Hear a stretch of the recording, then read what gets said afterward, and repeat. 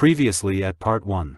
And before the Demon King could land his attack, he was shot in the face, which completely knocked him out of his levitation and sent him plummeting to the ground. Everyone was left flabbergasted by what just happened, as 500 ended with a blow to the Demon King's head. And with this, his mission was completed. After 500 took care of the 7th Demon King and acting like a character in a Michael Bay movie, his mission is now complete.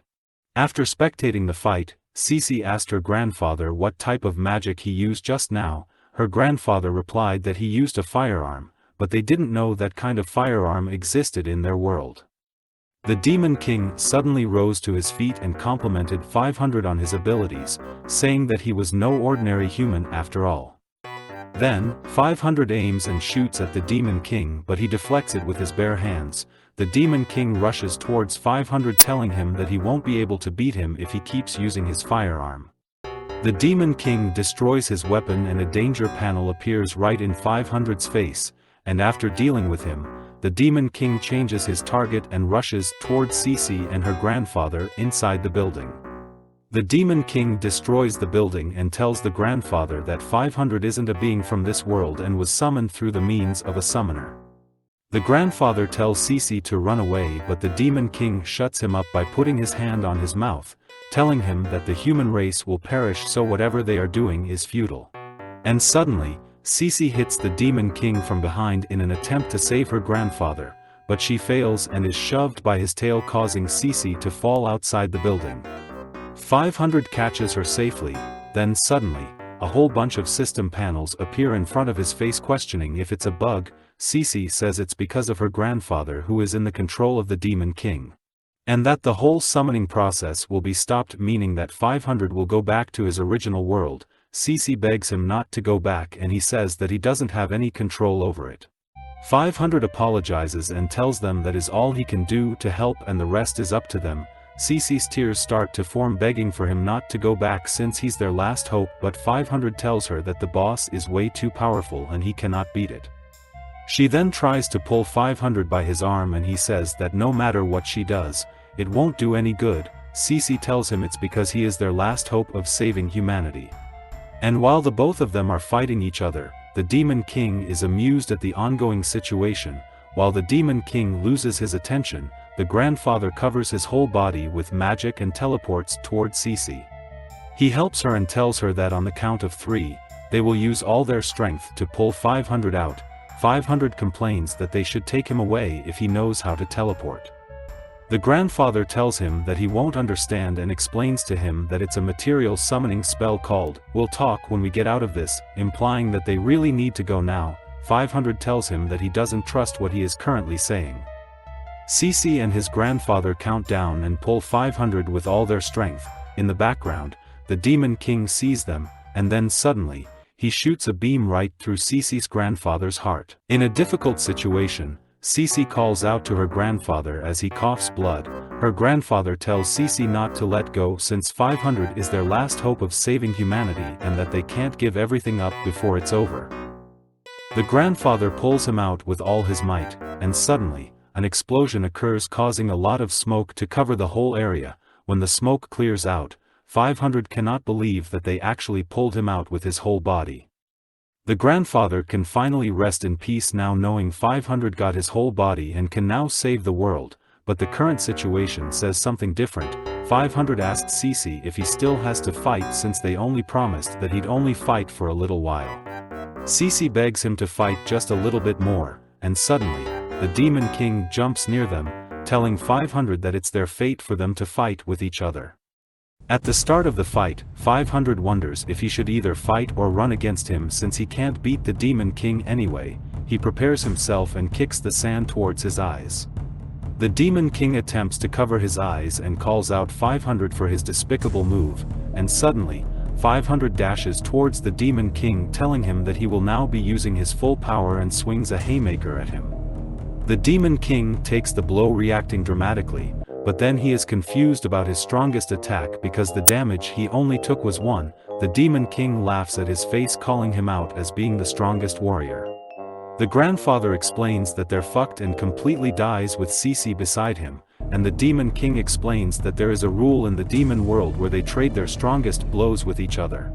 And after explaining, the Demon Lord dashes towards him, destroying all the terrain around the area. He gets near 500 and prepares his demon punch. The next thing 500 knows what happened is he takes the punch like a champ.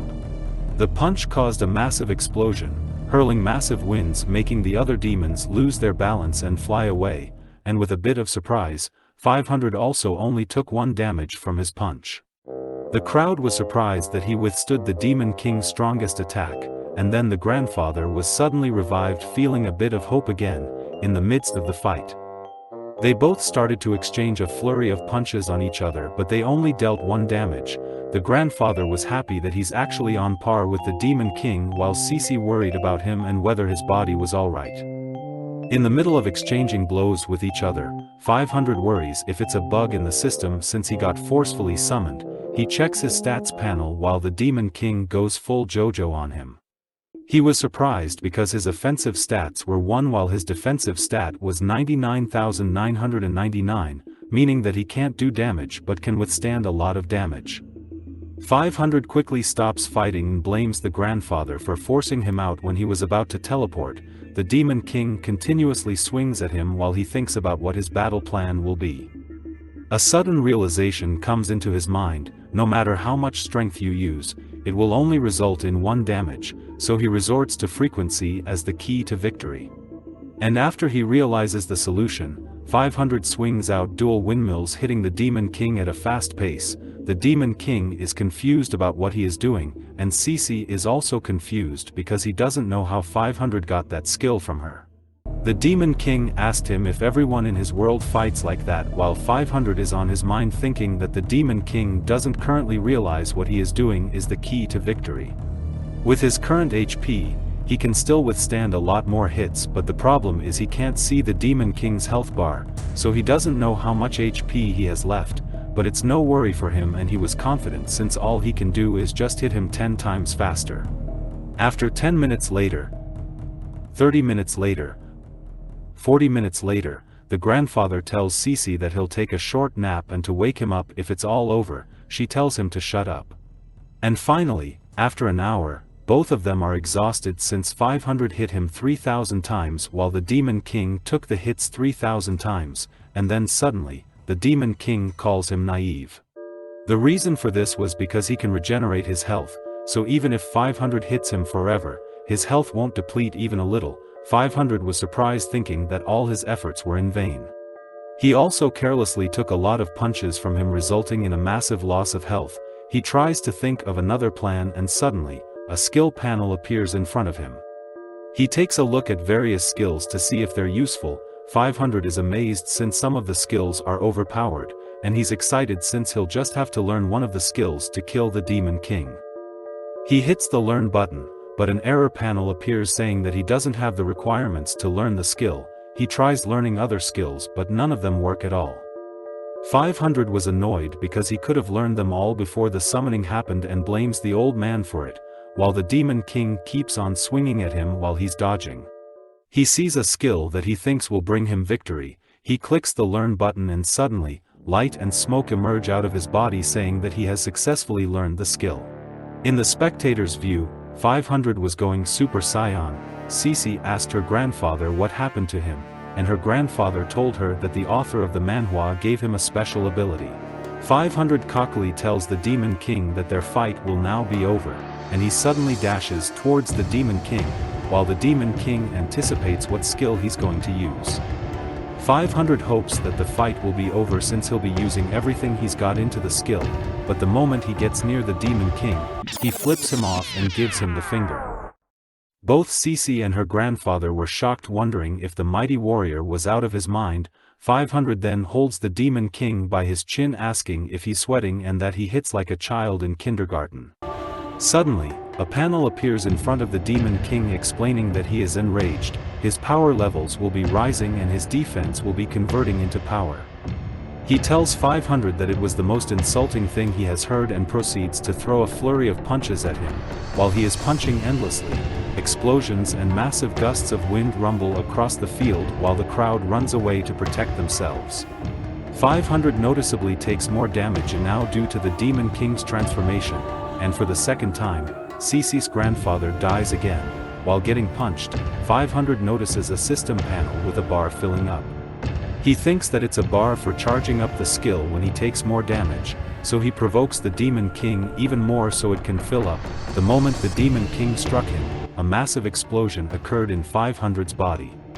Like the power of a nuclear blast, causing everything around its field to be destroyed, Cece's grandfather wakes up again and she tells him to stop coming back to life and lay down. After the explosion causes the whole area to fill up with smoke, it clears out and 500's silhouette can be clearly seen. Cece's grandfather then asks him where the Demon King is. 500 replies that he has now killed the Demon King successfully, and a new panel appears telling him that the King of the Earth Demon King is now dead and that a new area and goddess will be unlocked.